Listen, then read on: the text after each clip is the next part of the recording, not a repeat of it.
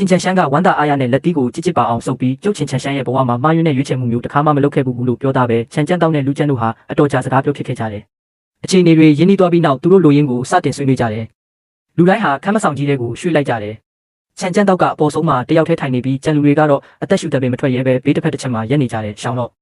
မင်းရဲ့အဆင့်ကိုဝိညာဉ်မြစ်တွေရဲ့စွမ်းအားအကြောင်းကိုလမ်းမှာငါကြားခဲ့တယ်။ချင်းရင်ကိုင်းကအေးဆက်ဆက်ကောင်းမလေးတောင်မင်းကြောင့်ငိုခဲ့ရတယ်ဆိုပဲ။အဲ့ဒါကိုဒီနေရာမှာပဲတခါတည်းတရုတ်ပြနိုင်မလားလူကျန်းကခေါင်းညိတ်ပြီးခမ်းမအလဲကိုရှောက်သွားတယ်။သို့တော့ဝိညာဉ်မြစ်ကိုတရုတ်ပြယုံတက်တက်နဲ့အဆင့်ကိုရဲ့အစွမ်းကိုပြတ်တရားမရောက်ဘူးလို့သူခံစားလိုက်ရတယ်။ဒူကိုင်းချုပ်ချန်တရုတ်ပြမဲ့အစာတိုက်ပွဲတစ်ခုအနေနဲ့တောင်းလဲပေးလို့ရမလားချန်ကျန်းတောက်ကချက်ချင်းပင်ခေါင်းညိတ်လိုက်တယ်ဘသူနဲ့ရှင်ပြိုင်ချင်လို့လဲလူကျန်းကစိတ်ထဲမှာလောင်ပြုံးပြုံးလိုက်ပြီးလက်ပိုက်ကအေးအေးဆေးဆေးရက်နေတဲ့ကျွန်တော်ကိုလက်ညှိုးထိုးပြလိုက်တယ်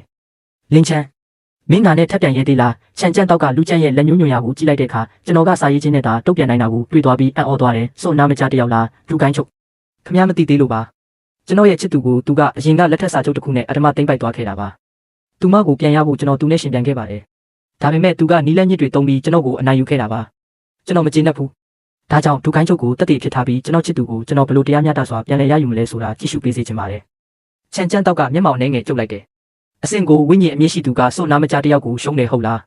းလူရင်းရွှန်းကအခြေအနေကိုဖုံးဖိဖို့ချက်ချင်းရှေ့တိုးလာတယ်ဂိုင်းချုပ်ချန်အဲ့ဒါအမှန်ပဲရှင်ဒီလင်ချန်ဆိုတဲ့လူကအရင်ကကျေးဇူးတွေကိုအကြောင်းပြပြီးကျမရဲ့သမီးကြီးကိုအတင်းကျပ်လက်ထပ်ဖို့လုပ်နေတာပါသူမကကျမ်းမိသားစုဝင်တွေကိုလိန်ပြောဖို့မျက်ရည်ပြလိုက်တယ်သို့တော့ကိုချင်းစာစိတ်ကြောင့်လားသို့မဟုတ်ချန်ကျန်းတောက်ရဲ့အရှိန်အဝါကြောင့်လားတော့မသိမိသူမစကားမပြောရကြဘူးချင်းချန်ရှမ်းကတော့မျက်လုံးတစ်ချက်ဝေးကြည့်လိုက်ပြီးချက်ချင်းပင်ပြောလိုက်တယ်ဒူကိုင်းချုပ်ချန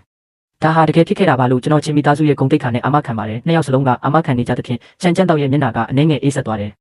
သူကကျွန်တော်ကိုအရှိန်အဝါနဲ့ကြည့်လိုက်တယ်ကျေးဇူးတွေကိုအခွင့်ကောင်းယူပြီးအတင်းကျပ်လုပ်တာဟာလူရက်တာနဲ့မချဘူးမင်းရဲ့ကိုပိုင်ခွန်အားနဲ့လူကြံကိုရှင်ပြန်ရဲလားကျန်းယူရှင်မှာစွန့်အံ့သွားရတယ်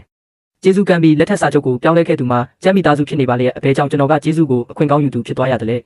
သူမကဝင်ရှင်းပြဖို့ပါဆက်လိုက်တော့လေကျွန်တော်ကသူမကိုတားလိုက်တယ်ကျွန်တော်ကထပ်ပြောနေလေအပူပဲလက်သီးနဲ့ဖြည့်ရှင်းလို့ရတဲ့ကိစ္စတွေကိုစကားများနေစရာမလိုဘူးဟုရေးပြလိုက်တယ်ထို့နောက်လူကြံကိုကြည့်ပြီးဘလို့ရှင်ပြန်မလဲလို့ထပ်ရေးလိုက်တယ်ဒါပေါ့ခွန်အားနဲ့ရှင်ပြန်မှာပေါ့ကျွန်တော်ကစုတ်တန်နဲ့မြင်းတစ်ချောင်းဆွဲလိုက်တယ်ကောင်းပြီလူကြံကလှောင်ပြုံးပြုံးလိုက်တယ်သူဟာကြင်ကြံချင်းအဆင့်9ကိုရောက်ရှိနေပြီးယခုရက်ပိုင်းအတွင်းကျမ်းမိသားစုရဲ့ဓာတ်တိုင်းကိုလည်းတိတ်တဆိတ်လေ့ကျင့်ထားခဲ့တယ်ကျွန်တော်မှာတော့ကံကောင်းထောက်မစွာနဲ့အဆင့်3ကိုသာရောက်နေတယ်လို့သူကယူဆထားတယ်လူကြံကဓာတ်ကိုဆွဲထုတ်ပြီးကျွန်တော်ကိုချိန်လိုက်တယ်ယနေ့မှသူကကျွန်တော်ကိုနှိမ်နှင်းပြီးကျွန်တော်ရဲ့အမျိုးသမီးကိုလူယူကအဆင့်ကိုဝိညာဉ်အမြင့်ရဲ့စွမ်းအားကိုကဘာကတိအောင်ပြသချင်နေတယ်ကျွန်တော်ကတော့တီတီငိမ့်ငိမ့်ပင်ခမ်းမအလဲကိုရှောက်သွားပြီးသူ့ကိုလက်ရက်ခေါ်လိုက်တယ်အဆင့်ကိုဝိညာဉ်အမြင့်ကိုစိန်ခေါ်ရလောက်အောင်မိုင်းမဲလိုက်တာသူသားမြေကြီးပေါ်မှာခွေးတီတကောင်လိုလဲကျသွားတဲ့အခါမှာနောက်တရသလားလို့ငါမေးလိုက်မယ်ချန်ကျန်းတောက်ကလည်းခေါင်းထဲငယ်ခါလိုက်တယ်အဆင့်ကိုဝိညာဉ်မြစ်ကိုရင်ဆိုင်နေရတာတောင်ဒီလောက်ထိထောင်းသွားနေတာဒီကောင်လေးကကိုယုံကြည်မှုလွန်ကဲနေတာပဲလူကျန်ကဒေါသထွက်သွားပြီးအော်ဟစ်ကအဆင့်9ရဲ့အားအင်ပြင်းနဲ့ပြင်းထန်တဲ့တိုက်ကွက်တစ်ခုကိုအသုံးပြုလိုက်တယ်ကျွန်တော်ပြုံးလိုက်မိတယ်ဒီလောက်ရက်တွေကြာသွားတာတောင်လူကျန်မှာဘာတိုးတက်မှုမှမရှိသေးဘူးဓာတ်ရိပ်တွေရောက်လာတာနဲ့အမျှကျွန်တော်ကအဆင့်6 level 6ရဲ့ခိုင်စွမ်းအင်တွေကိုထုတ်လွှတ်လိုက်တယ်ကျွန်တော်ရဲ့ခိုင်စွမ်းအင်တွေဝန်းရံထားတဲ့လက်ချောင်းနဲ့ဓာတ်ကိုခပ်ဖောက်ဖွာလေးတောက်လိုက်တယ်လူကျန်မခံနိုင်တော့တဲ့ကြီးမားတဲ့အားအင်ကြောင့်ဓာတ်မှလွတ်ထွက်သွားတယ်လူကျန်မှာစွန့်သွားပြီးဘာဖြစ်သွားမှန်းပင်မသိလိုက်ဘူးကျွန်တော်ကလက်ချောင်းကိုလက်ဝါးအဖြစ်ပြောင်းလဲပြီးသူ့မျက်နှာကိုရိုက်ချလိုက်တယ်သူကအရှက်မကွဲစေဖို့သူ့ရဲ့ခိုင်စွမ်းအင်တွေကိုတုံးပြီးလက်သီးနဲ့အတင်းကာကွယ်လိုက်တယ်သို့တော့ထိုတိုက်ခိုက်မှုရဲ့ရလဒ်မှာကီလိုဂရမ်100လောက်ရှိတဲ့လူကျန်ရဲ့ခန္ဓာကိုယ်မှာကျွန်တော်ရဲ့လက်ဝါးချက်တစ်ချက်ထဲနဲ့လွင့်ထွက်သွားရလေတော့တယ်